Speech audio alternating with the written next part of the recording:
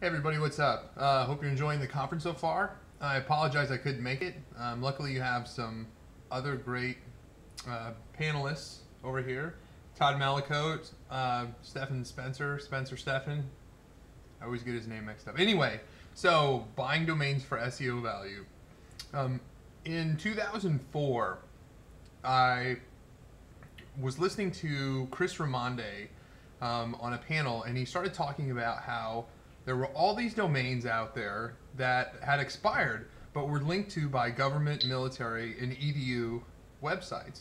And for those of you in the audience, most of you should probably understand some basic SEO, but if you don't, the value of an educational, military, or government website linking to a site is generally more trusted than a .com or .net or .org, at least back in 2004, 2005. So, you know, we all listened, and a lot of people either kind of laughed it off or, you know, didn't really take Chris seriously. And I kind of inquired more questions. I said, you know, how many of these do you think there are? You know, blah, blah, blah. And he, you know, basically people just kind of sort of laughed at me and said, yeah, there's probably not very many out there. Well, I came home and I started doing some research and worked with another guy whose name was Jason Golad.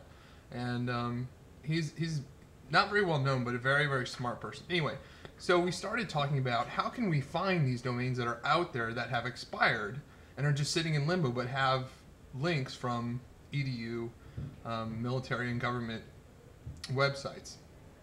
So what we did is we built a spider that would basically, using Google, Yahoo, and some other search engines, would find EDU pages given a criteria, and then spider those for outbound links. Then on those outbound links, it would check them to see if the page existed. If it didn't, then it would do who is on the domain, and if the domain wasn't registered, it would then throw them into a database. Once in that database, it would perform various checks, like how many backlinks does it show in Yahoo. And then we would also check, you know, is it in the Yahoo directory? Is it in the DMOZ directory? Any of these other directories? And before we know it, I want to say we were doing it probably a month and a half. We had over 1,500 domains that were out there in the wild that were completely unregistered but had amazing links. And I'm talking like, I don't know if any of you remember, but there was actually a cult called the Raelians who had claimed to have cloned a human. This would have been in 2003, 2004. And, well, they let their domain lapse after 2 years. And it was just sitting out there. It had something like 1,800 EDU links, and we registered it. You know, and we put up like ringtone offers and stuff like that on it, and it ranked really well. So we were with all these domains, we were doing extremely well back in, let's see, it would have been like 2004, 2005, and dominating a lot of niche markets just with these expired domains. So what did that really tell us? Well, the one thing a lot of people thought, because people were really digging into the Google trademarks, and they were saying, well, once a domain's expired, or I'm not sorry, not the Google trademarks, the Google patents that they had filed, that actually said that when a domain had expired, it kind of reset in so many terms.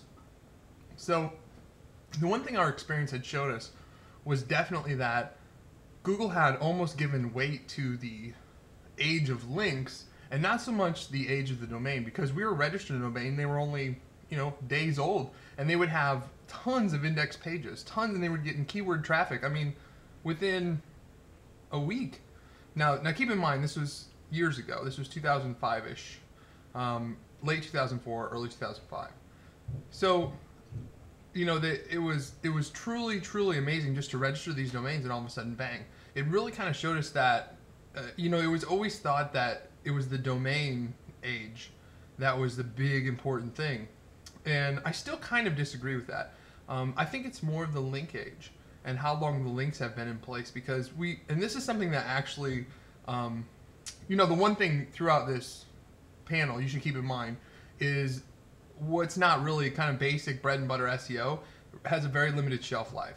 So some of the stuff we're talking about, or that I'm especially talking about, you know, it still works today. Like the link age stuff, it still seems that Google and Yahoo and Microsoft all give older links a good value, more so than really the age of the domain. Okay, so that was something that we learned from our experience in registering these. Now, fast forward 2 or 3 years, they slowly started dying off, and we're still registering them. For instance, I just found one 6 months ago that was Joe Lieberman's 2004 presidential campaign domain. It had expired. It was 4 years old. It had expired. It had been expired 3 months, and it was just sitting in limbo. I'm not talking about park domains. I'm talking about actual domains that are out there in limbo. So I registered it. I made a blog about Joe Lieberman, and instantly it was first page Google results. I think it ranked 4th for Joe Lieberman. And then I switched it over to a niche. I'll just make something up because I don't really want to give it away. If somebody finds it, I'll be kind of embarrassed. But let's just say it was barbecue grills. So I made it Joe's Barbecue Grills. And within 3 or 4 days, it was completely delisted in Google. So, what that kind of told us is there's something going on with kind of either categorically or, staying in kind of the same niche zone. And we haven't quite pinpointed exactly what it is, but definitely it's not as easy as it used to be, where you could just register sites and throw whatever the hell you wanted on them and they would just rank great. So it might be some human, people reporting that, the site was re-registered and stuff like that. I think there's definitely a human element at play right now. But as I said earlier, there's also a limited shelf life on what you'll hear up here.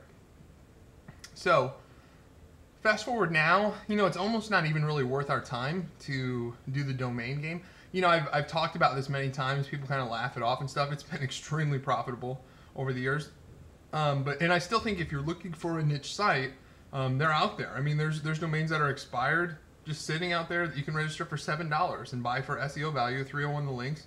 I mean, my blog ranked top 3 for really, really competitive poker terms. And a lot of that was because I was registering expired domains that people had used to spam the crap out of poker things, but then just let them lapse. I registered them, 301, like 400 of them to my blog, and all of a sudden my blog is ranking top 3 for like online poker and everything like that. Me being stupid at the time, I thought it was just funny, so I blogged about it. Next thing I know, my blog is delisted in Google. And that lasted for about 2.5 years until last August or so. And then I finally had a reprieve from Google, and now back in the search engines. So you want to be careful in 301ing a lot. If you buy domains that are expired or parked that have a lot of good links, you want to wait to, just slowly 301 the links. Don't do it like right overnight. I think it does set off some alarms to do, thousands of links, obviously. So, there's many domains out there still that are expired to this day that have great links to them. Now, you might not pick up like the keyword value, but definitely the PR value. I think the page rank flows, but the anchor text might not. That's just my experience and what we've seen.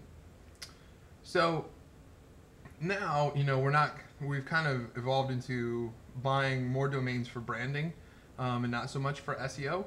As I've said, the value of SEO has fallen a little bit year after year, and I continue to see that trend going. So, we try not to focus on spammy word domains and more on branding. So I recently started a company, fighters.com. I started a company last year called Auction Ads. Those domains, we paid a lot for them. Auction Ads, I believe we paid $9,000 for that. Fighters.com, don't think we're disclosing what we paid for that, but I can tell you it was between 50 and 100,000. They're more for branding. Yes, the keyword matching is there, but that's really the main thing is, like, if you can get the keyword domain and it's an exact match, like Fighters for fighters.com, or Auction Ads if you have Auction Ads, then that is almost priceless, for what you're doing. So, keep that in mind. Well, again, apologize that I couldn't be there with you. I hope I've given you something to think about, and enjoy the other panelists.